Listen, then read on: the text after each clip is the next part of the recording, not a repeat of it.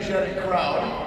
And Shaun, we appreciate you being here, and we're excited to have you guys. I gotta tell you one thing up front. His energy is electrifying, so I hope you're ready to receive that energy while we're up here today. Hey, so let's get straight into this. Yeah. I've got a chance to get to know you a little bit more backstage, and let's go back. You mentioned something, and I actually read this, that you think not many people know that you were born with a condition that could have been really challenging and could, for many people would say, this kid's not going to be active, it's not going to do anything. Can you start a little bit with that? Yes, it's wild. I mean, most people know me from my, hey, you know, this is a big crowd. All right.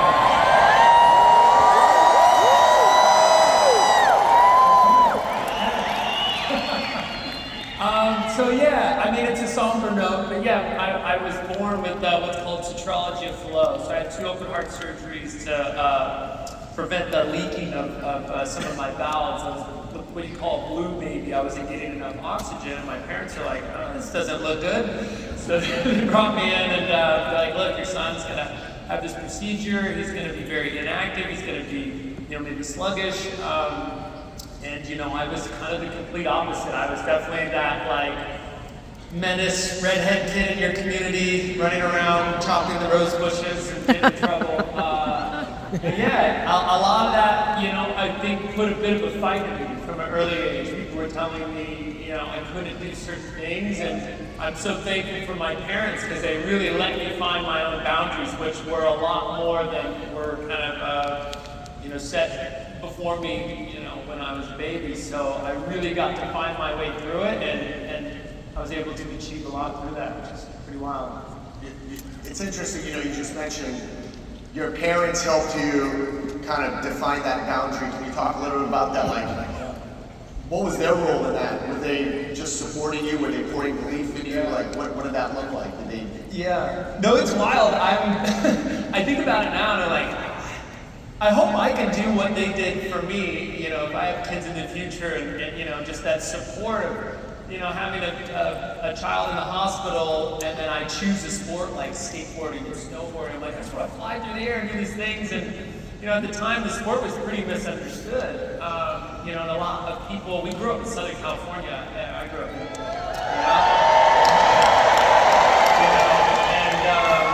so people surfed, people played soccer, you know, it was an active community, but people didn't really fully understand snowboarding. So as far as they were concerned, we were like risking our lives every weekend, and how could you let your cardiac kid do these crazy sports and all this stuff? And so, you know, they really believed in me and just, you know, saw that I truly loved the sport and just kind of let me go, you know, which was pretty crazy at the time. That's awesome. Yeah. You know, you look at, obviously, the journey you've had, the X Games, the Olympics, right? Just skateboarding, just that whole world in itself. You were kind of noticed early on, right? You're like there's talent there, there's potential there. How did that transform with time? Because many of us, the potential can be there. But how do you turn that into like a commitment where it actually actualizes? It turns out into a real thing, and you know, you're living, and then you become the Shaun White that you are today. Well, you know, a lot of it was just right place, right time. I mean, I started skiing when I was probably 4. We took these little trips up to Big Bear Snow Summit, the local mountains for us. And yes, it's so good. It's a fun place. And so I actually grew up riding there, and you know, we go one trip, and my brother's like, I'm gonna do this thing called snowboarding. And I was like, oh, you know, he's 7 years older than me, I gotta do what he's doing. So I begged my parents to put me on a snowboard. And I thought they were just doing me a service. They were actually like, thank goodness, because I wasn't allowed poles. Ninja Turtles were a big deal in my world. My siblings and for people, and so they're like, he's a terror on skis. We'll put him on a snowboard, and he'll be falling all the time. We'll keep track of him. And so obviously I figured it out pretty quickly. But that's how it all kind of started, and they didn't really make kids boards at the time. So my mom called Burton Snowboards, and I'm sure she hyped me up because I wasn't that great. I maybe had a couple days on the board. She's like, my son's amazing, you gotta get him on the program. And I heard you guys are coming out with the first ever kids snowboards. And so that was the perfect timing. And so I ended up getting sponsored by Burton when I was about 7 years old. Wow. And once that happened, yeah, so like, you know, once kind of the community that we lived in didn't really care too much, and you know, it didn't really seem to have this sort of future in it. But once somebody really believed in me, I went, oh, well, I have this sponsor supporting me, and people think that, you know, and it really gave me that kind of conduit to then like strive for, well, now I want to win the contest. And once I won one contest, it just built from there. But I always had this sort of want, you know, and then with that little ignition of the support and somebody believed in me, really, you know, push things over the edge. So the environment had a lot to do with it. Yeah. But then, what were those little wins like? Yeah. It was feeding you, or like, what were you telling yourself? Yeah. As you started recognizing, I could do this. Yeah. I mean, I remember the point when it all changed. I was probably went pro at 13, and I realized, you know, I could do the math of what my parents were making. You know, my mom was a waitress, and my dad worked in the city of San Clemente in the water department. And you know, I had this big major competition that I won. I was 15. I went to Japan, and you know, my mom convinced me they don't use forks, they only have chopsticks. I was in my room just like training, like getting ready for my trip. But anyways, I get all the way there. I wasn't one of the like premier invited riders, so I was, you know, I was just like a guest, you know, kind of the sub-in. And a lot of the guys got per diem, show up, these things. It's Japan, they're in Tokyo having a good time. And, you know, they went out, had some fun, it was noticeable. And the next day, they got together and were like, we should all just split the money. We don't want to ride, we're just going to put on a demo. And I remember sitting there like, man, I like paid my way here, and there's this and that. I mean, like doing the math and all this. I was like, I don't even know if that's going to cover the trip to get out here. And secretively, I had this big trick I wanted to unveil and all these things going on. So I sat there, I was like, all right, I want to compete. I want to compete, I want to ride. And that was a big turning point for me because my world revolved around these other riders. You know, they're my heroes. And here I am, 15, like going against what they want. And it's not like they just go away. I see them on the next stop, like they're there.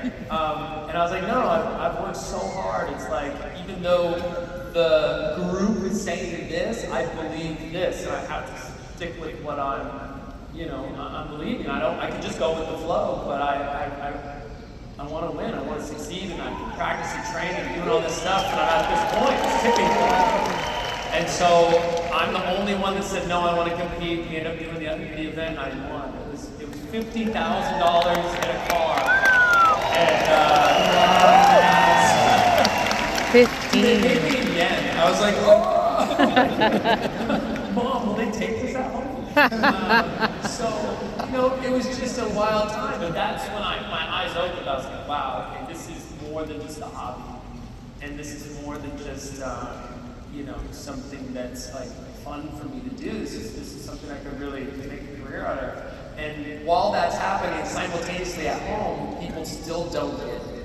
They're like, oh, you skiboard at the extreme. You know, people just didn't get it, they didn't understand it. So there's a beautiful point, and I'm sure we'll get to it, but where the mainstream media and you know, the Olympics and snowboarding collided, and I was at the tip of the spear when all that happened, and things just went nuts from there. But in those early stages, you get these wins, you get these things that come your way, and you know, sticking true to what I was, you know, about, and not kind of going with the herd, and finding my own path through it all really led me to a place of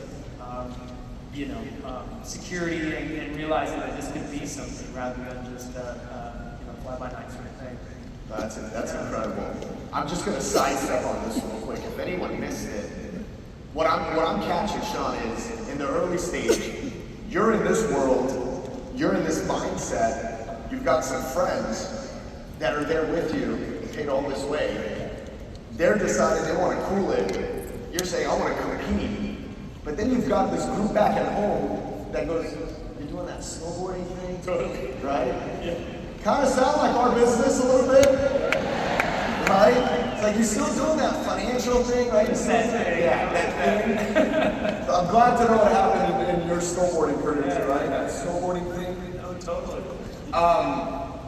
I want to just a couple experiences. I know you recently went a really fast forward, and then we'll come back on please.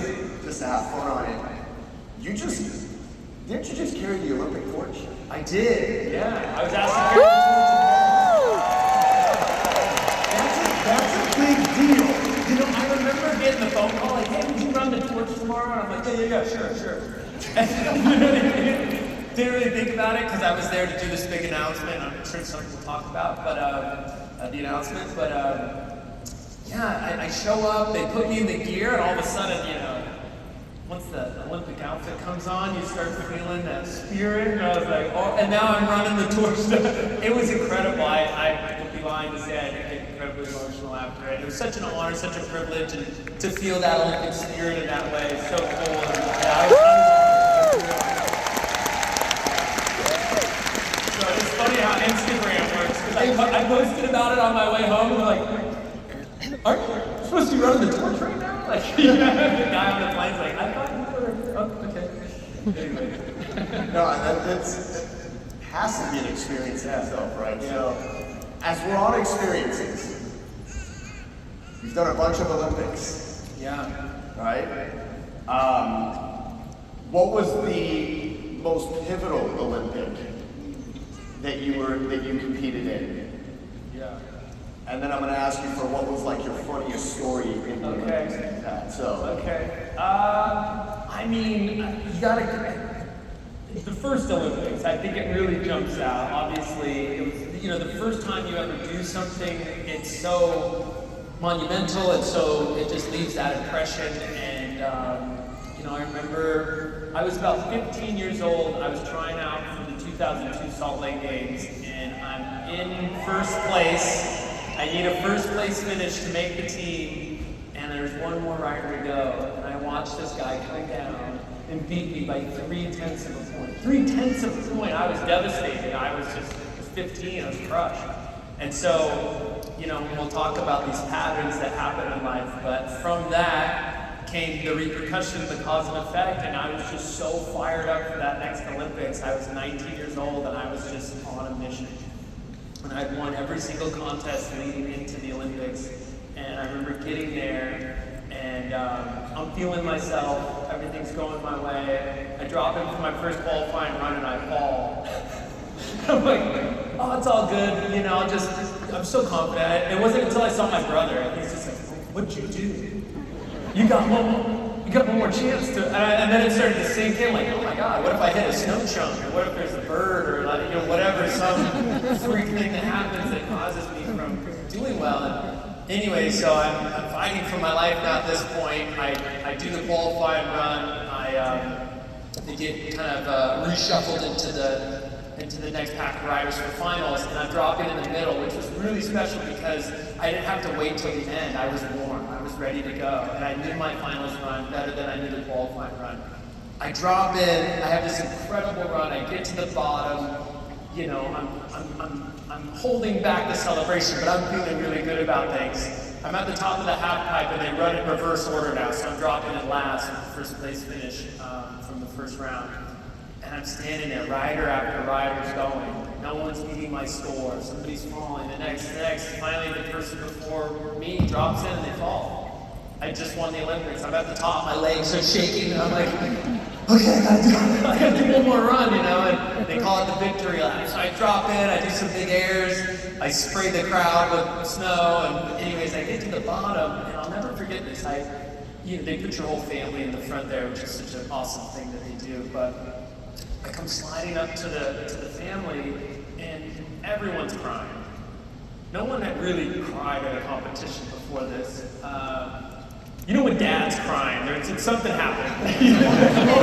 Dad's crying. I'm like, are you good, bro? Like, I just love you, man.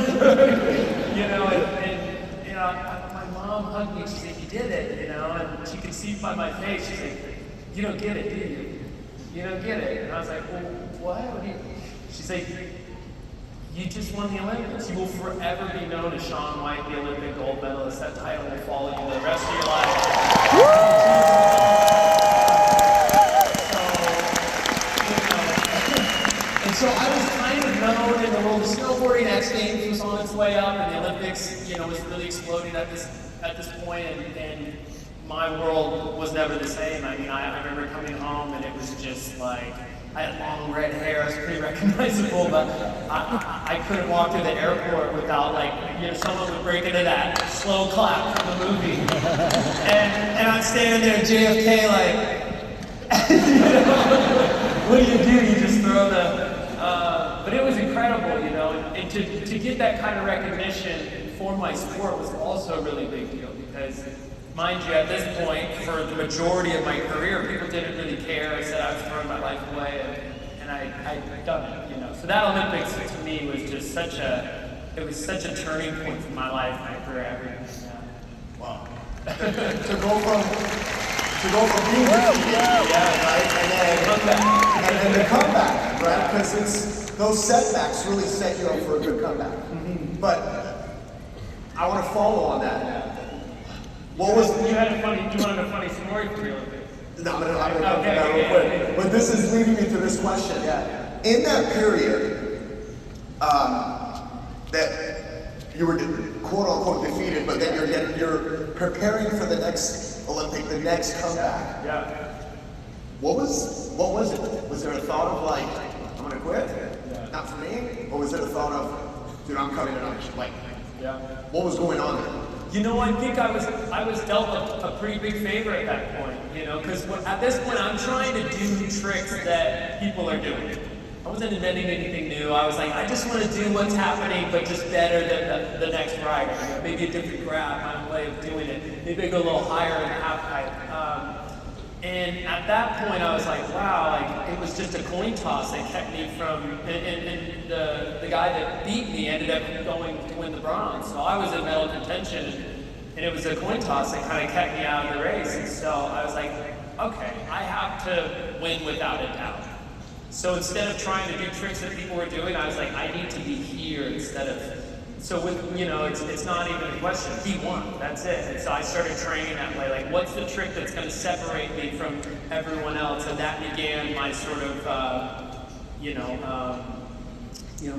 basically every season I try to separate myself from the pack, and either a different trick, the way I dress, the music I play, everything kind of came into that sort of thought process, and it really took me, far in my career. You're thinking outside the box. Yeah. You're thinking beyond what you're seeing from everybody else. Yeah. What are they not doing? And how can I be different? How can I stand out from the herd? Yeah. That's awesome. Yeah. All right, give us the funny story. I gave him this story backstage. Before you shared it, so. I gave him this story backstage because you watch the Olympics and you're like, these guys, they got it together, right? They're real professionals. I was like, it's a little more loose than you would think. So the morning of the Olympics is Korea, 2018 in Pyeongchang, and everybody said, what did you eat the morning of? And I was like, if I have to recall, it was chocolate cake. It was my buddy's birthday, and he's like, dude, I made the cake. You're not gonna have a bite? I'm like, I gotta go compete. He's like, just have a bite. So anyways, I eat the cake. I go to the event. It's brutal outside. It's foggy weather and cold. And when the sky is the same color as the snow and it's overcast, and you start flipping, like it's really hard to tell where you are in the air. And so they draw these lines on the half-pipe wall in like blue or orange dye so that you can kind of like an airplane, you start tracking these lines while you're flipping. Anyways, the day goes on, competition starts. I'm actually having a pretty horrible day at this point. Ask my coach at this time. Who, mind you, fun fact, the guy that beat me in 2015 by 3/10 of a point, JJ Thomas, now is my coach at this Olympics. So that's a full circle of life, I tell you. So a little tough love, now he's helping me out, and so we're at the Olympics with him, and he's just like, we're done. He's riding terribly, the weather's horrible, what are we gonna do? And I'm fiddling with my lenses, because you bring a bunch of different lenses, in case it's sunny, in case it's foggy, in case it's rainy, you wanna change the lens so you can see what you're doing. And I finally lock in this lens. I've been shuffling different ones. He's like, you gotta just pick one. So I pick the lens, reach it to the top, contest starts, and I know something about myself where I don't fall a lot, And so I'm thinking to myself, perfect, like, when the time comes, I'm gonna put it down, because I've been falling all practice. I was like, no, we're just gonna do it when it counts. And so I drop in and I lay down probably one of the best runs I'd ever done. I'm so proud, I'm so excited. I get to the bottom, your face is covered with the mask and the goggles, and at this point, every Olympics that I won with my first run. And I got the victory lap. That happened in Torino, then again in Vancouver, and here we go. I'm at this Olympics, and I put down this amazing run. The score comes in, I'm losing it, and I'm so pumped up. I like pull my helmet off and my goggles, and I want air, and I throw my helmet. And I'm watching it go through the sky. I was like, that's my only helmet. So I'm looking at the camera guy, and I'm like, no, like I need that back. And he's like. So the thing comes back, I get the helmet, thank goodness all the foam's still in there, it's intact, but the goggles, mind you, is finally got the lens I like, is in shambles, it's got snow all over it, and so I'm like, I don't have a backup, what do? I see a guy in the crowd, and I'm like, yo, like, I need your goggles. He gave me this like, puzzled look, like what? And I was like, I need your goggles for America. Like,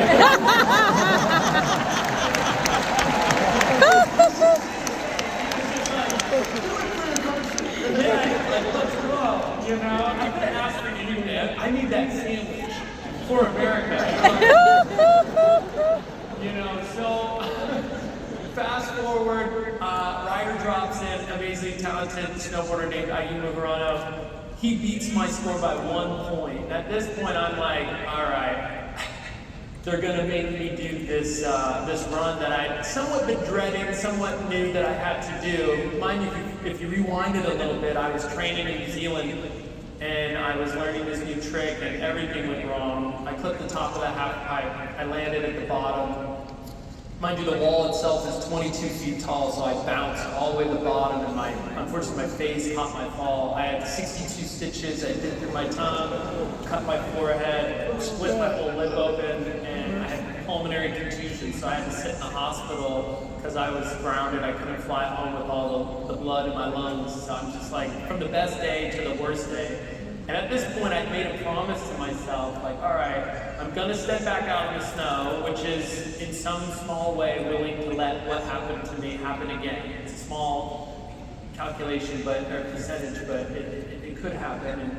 And I made a promise, I'll never do this trick again until the conditions are perfect, because I tried to force it and it wasn't right. And so, qualifying for the Olympics happens every step of the way. These acts of God would have, like, we show up and a blizzard comes in, I can't train to learn the trick.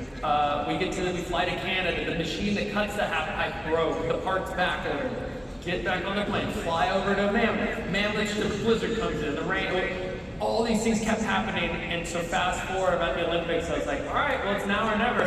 So I hadn't done that run until I got to the Olympics, and you know, talk to anybody about, you know, wanting to practice a routine and really lock it in. And so there I am, I'm at the top of the half pipe, there's one more run to go. I'm the last rider to drop in, and I got to do this run I've never done before with the trick that put me in the hospital. And I'm just like, okay, like, you know, and there's something I know about myself in those situations is things turn from I want to I have to. You know, and when you're able to change that seed of doubt of like, oh, this would be great if this happened, or I'm doing this to, I mean, Tony Robbins says, burn the life raft. Like, this is it. This is what we're doing. It really, I feel like, improves the odds of the outcome if you're fully committed. And so I remember taking a moment to think of all the horrible outcomes that could happen as I'm walking up to the start gate, and then this thought popped in my head. I was like, you can learn to live with second place, because that's what I was still in. And there's nothing to it. It's a medal. You medaled at the Olympics. It's amazing. But you don't have to. You can turn it around right now. What if you just stuck this run and won it? And that thought just started spiraling. And then I'm sitting there, like, I hope they send me, like, you know, and you know, in life there's these things like, the jersey I was wearing was orange, which is the same colors as the banners running down the half-pipe wall. And there's a flag blowing, big U.S. flag blowing. Obviously, it's there to just support the countries competing, but the nations competing. But the flag's down. It's showing if it's windy or not. And I'm just like, oh my goodness. The sun kind of parted a little. I was like, I hope they send me. And they're like, all right, rider ready. And I remember high-fiving JJ at the top, going, and I'm making my way through this run, and I'm feeling the first trick go through, and here it is. It's on the second wall. I throw this trick. I'm holding on for dear life. I come around, and there it is. I landed. And just like anybody that feels like a rally in a ping pong, anything, you feel that second wind, that momentum shifting your way. And I'm like, I just gotta land this run. So I keep making my way through the half pipe. It's really funny if you watch the footage, you can see, it's so cold out, you can see me having like a jump and then I breathe. So there's like a puff of air being released, and every hit there's a little exhale that I'm doing, except the last hit. He's holding his breath on that one, because I'm flipping and spinning through the air, and again, I'm looking for that blue line. And I remember coming around, landing that trick, and that was that. It was just one of the best times I'd ever done that run. First time I'd ever done that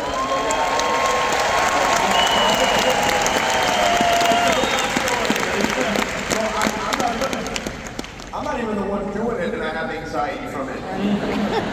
Just the adrenaline of it, right? That was intense. Going through that. I'm checking the scoreboard, like, did I really do it? And then for after that, I kept having these nightmares that, like, the camera wasn't rolling. They're like, dude, did you just do it again?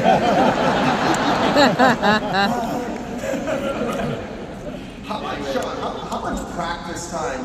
Yeah. Because how long's a run? An average run? A run's about 5 to 6 hits in the half pipe, they call it, so jumps.